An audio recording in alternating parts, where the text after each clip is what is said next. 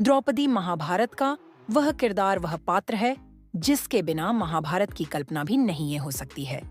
महाभारत का युद्ध भले ही पांडवों ने जीता था, लेकिन युद्ध को जीतने की प्रेरणा द्रौपदी थी। द्रौपदी वह ज्वाला थी जिसने अपनी मर्यादा और सम्मान की प्राप्ति के लिए कौरवों के खून से कुरुक्षेत्र के मैदान की प्यास बुझाई। द्रौपदी महाभारत युद्ध के बाद भारतवर्ष की महारानी बनी, लेकिन इनका जीवन और अंत ऐसे रास्तों से गुजरता है जिन्हें जानकर हर कोई हैरान रह जाता है। द्रौपदी का निर्भीक और शक्तिशाली व्यक्तित्व।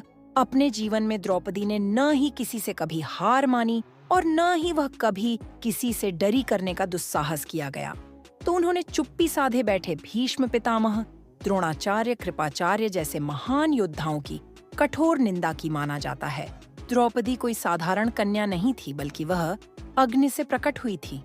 द्रौपदी को प्राप्त था ऐसा वरदान। धार्मिक कथाओं में द्रौपदी को दिव्य कन्या बताया गया है। इनका जन्म सामान्य तरीकों से न होकर हवन कुंड की अग्नि से हुआ था। इन्हें आजीवन कुंवारी रहने का भी वरदान प्राप्त था। इस वरदान के कारण ही द्रौपदी अपने सभी पतियों के साथ समान व्यवहार कर पाती थी। सभी पतियों के साथ पत्नी धर्म को निभाते हुए भी द्रौपदी हमेशा कुंवारी रहती थी। द्रौपदी ने रखी थी यह शर्त जब द्रौपदी के सामने 5 पांडवों से विवाह करने का प्रस्ताव रखा गया, तो उन्होंने विवाह के लिए एक अनोखी शर्त रख दी। उन्होंने सीधे तौर पर कह दिया कि वह इस विवाह के लिए तैयार है, लेकिन वह अपने गृहस्थ जीवन की वस्तुएं किसी और महिला के साथ साझा नहीं करेंगी। पांडवों ने उनकी यह शर्त मानकर विवाह किया। इस पति से था सबसे ज्यादा प्यार। द्रौपदी के 5 पति थे, लेकिन सभी में भीम से द्रौपदी का विशेष लगाव था। इसकी एक खास वजह भी थी।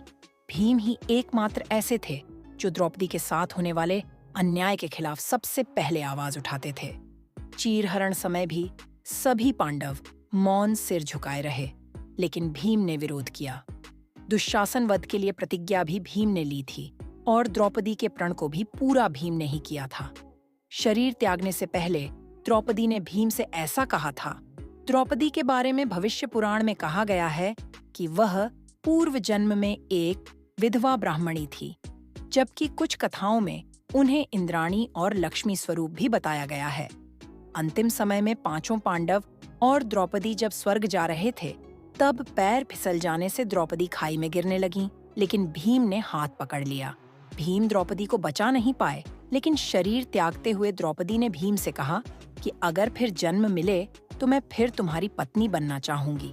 भगवान कृष्ण ही थे उनके सच्चे दोस्त। द्रौपदी भगवान कृष्ण को ही अपना सच्चा सखा साथी और भ्राता मानती थीं।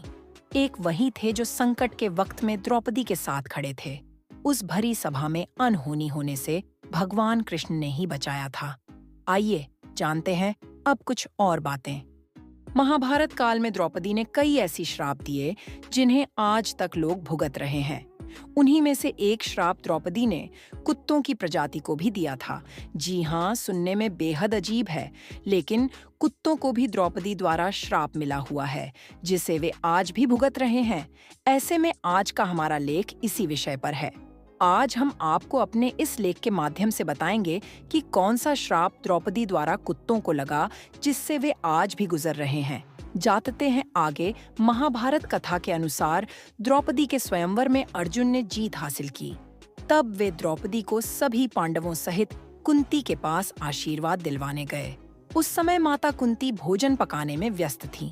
ऐसे में उन्होंने बिना देखे बोल दिया कि जो भी लाए हो उसे आपस में बांट लो। माता की बात का मान रखते हुए द्रौपदी 5 पांडवों की पत्नी बन गई। इसी कारण वह पांचाली कहलाई। अब उन्हें 5 पतियों के साथ मर्यादा का पालन करना था।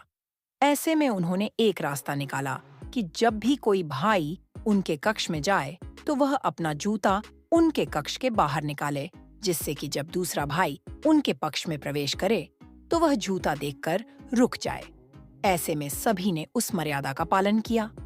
एक बार युधिष्ठिर द्रौपदी से मिलने उनके कक्ष में गए। तभी द्रौपदी के कक्ष में अर्जुन ने भी प्रवेश किया। उस वक्त द्रौपदी और युधिष्ठिर को साथ देख अर्जुन को लज्जा महसूस होने लगी। वही युधिष्ठिर और द्रौपदी को भी लज्जा का सामना करना पड़ा। ऐसे में जब अर्जुन बाहर निकल आए तो उनके पीछे पीछे द्रौपदी और युधिष्ठिर भी आए। तब द्रौपदी ने अर्जुन से पूछा कि क्या तुमने युधिष्ठिर का जूता नहीं देखा? तो अर्जुन ने मना कर दिया। इसके बाद द्रौपदी और पांडव जूता ढूंढने लगे। वह जूता एक कुत्ते के पास मिला जो उसके साथ खेल रहा था। ऐसे में द्रौपदी ने कुत्ते को श्राप दिया कि उसे कलयुग में धुतकारा जाएगा और दर दर भटकना पड़ेगा।